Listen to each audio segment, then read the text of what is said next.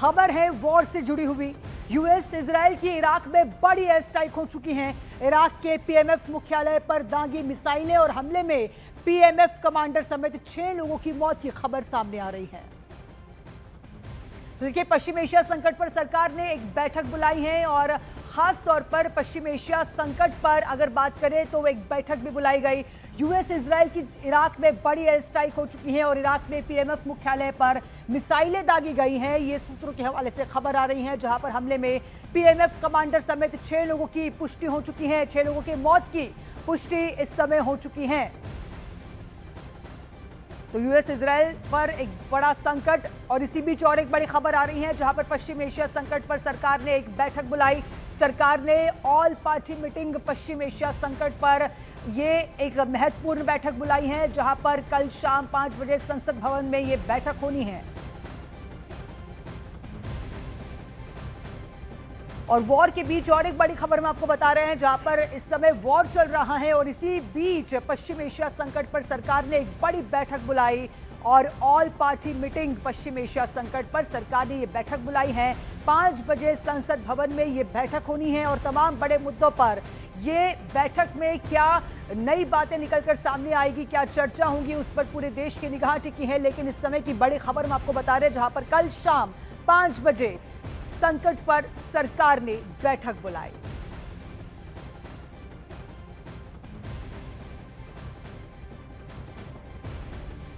और इसी खबर पर यतेंद्र शर्मा हमारे संवाददाता हमारे साथ फोन लाइन के जरिए जुड़ चुके हैं। यतेंद्र, क्या बड़ी खबर है, क्या अपडेट? बड़ी बैठक होनी है संसद भवन में।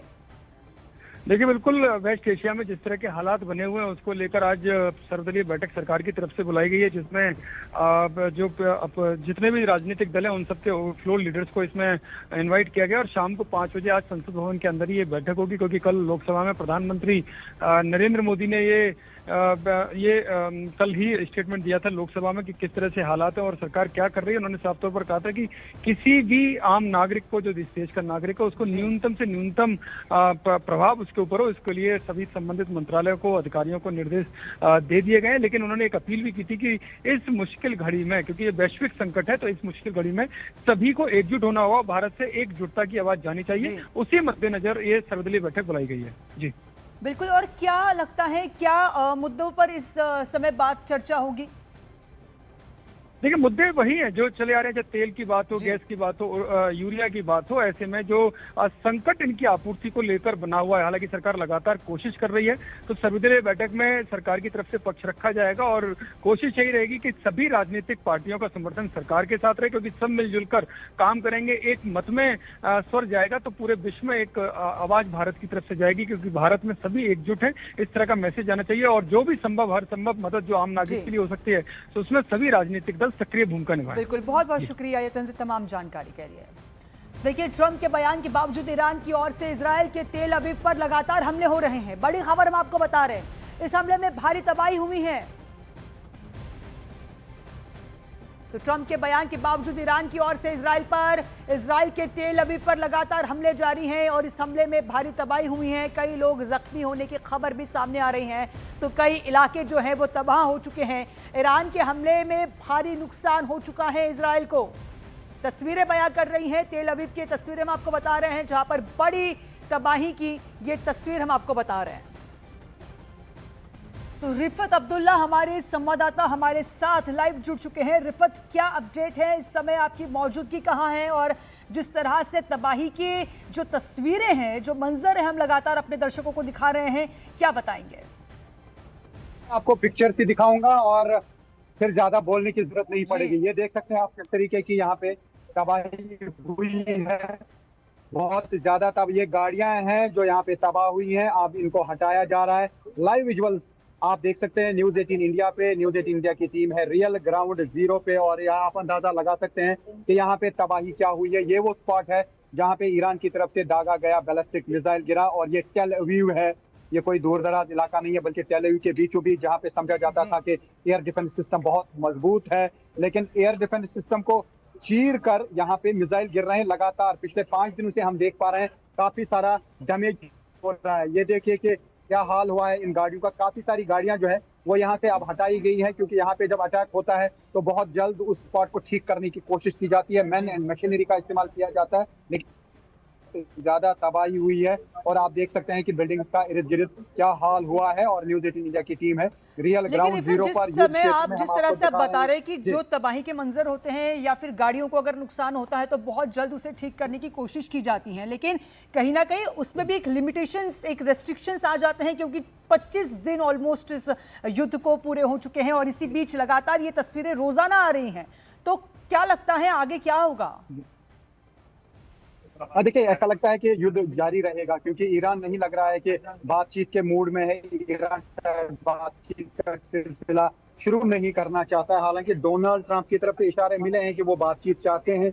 हो सकता है कि यूएस अब इस वार से बाहर निकलना चाहता हो, क्योंकि काफी दिन गुजरे। हालांकि ये जो यूएस है, उनको शायद लग रहा था कि बहुत जल्द वो ये युद्ध खत्म करेंगे, जीत पाएंगे, लेकिन ऐसा होता हुआ नजर नहीं आ रहा है, क्योंकि ईरान की तरफ से जोरदार मुकाबला किया जा रहा है, वापस अटैक्स किए जा रहे हैं, मिसाइल हमले मिसाइल दागे जा रहे हैं, जिसकी वजह से यहाँ पे काफी डैमेज हो रहा है। आप देख सकते हैं यहाँ पे ये पुलिस है, यहाँ पे इसराइली डिफेंस फोर्सेस हैं, रेस्क्यू ऑपरेशन की टीमें हैं, और ये थोड़ी देर पहले ही यहाँ पे अटैक हुआ। अभी जो बर्बादी के मंजर हैं वो आप देख सकते हैं, बर्बादी बहुत ज्यादा हुई है, डैमेज बहुत ज्यादा है। और अब यहाँ पे इस रोड को ठीक करने के लिए कोशिशें की जा रही हैं। हालांकि अभी लगेगा, क्योंकि है, जैसा मैं कह रहा था कि इसराइल में मैन एंड मशीनरी को लाके फिर बहुत जल्द जो है चीजों को ठीक करने की कोशिश की जाती है, जितना इनसे हो पाता है। हालांकि बिल्डिंग बहुत जल्द जो है ठीक नहीं हो सकती है, लेकिन इस बिल्डिंग को आप गिराने की बहुत जल्द कोशिश की जाएगी, और ये बिल्डिंग जो है पूरी तरह से यहाँ पे रिमूव की जाएगी, और ये रोड जो है बहुत जल्द ठीक किया जाएगा। लेकिन